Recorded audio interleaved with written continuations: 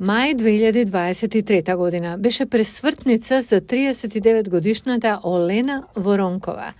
Руска граната ја погодила незината семејна куќа во Донбас.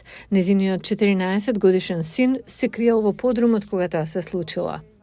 Мы были с мужем на работе. Мојот сопруг и јас бевме на работа, но нашиот син беше дома. Куќата беше во пламен поради експлозијата.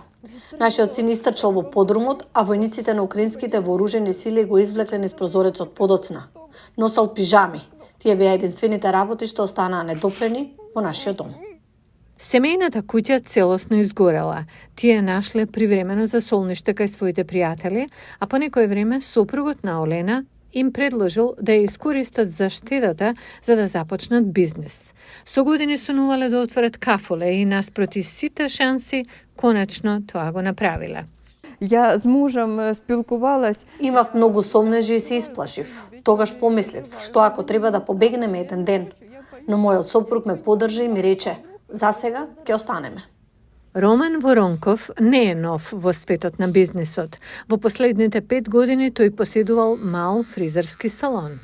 С 18 року працуємо и Го отвори во 2018 година. Со заработените пари од салонот го отворивме кафулето.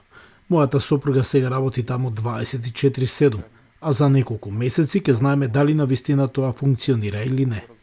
Во кафулето на клиентите им се нуди кафе и разновидни десерти.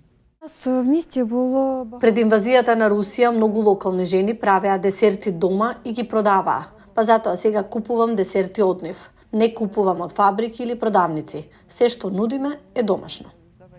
Тие велат дека руски ракети се уште го огранатираат градот и дека се загрижени оти може да изгубат се што имаат, но засега се решени да останат таму.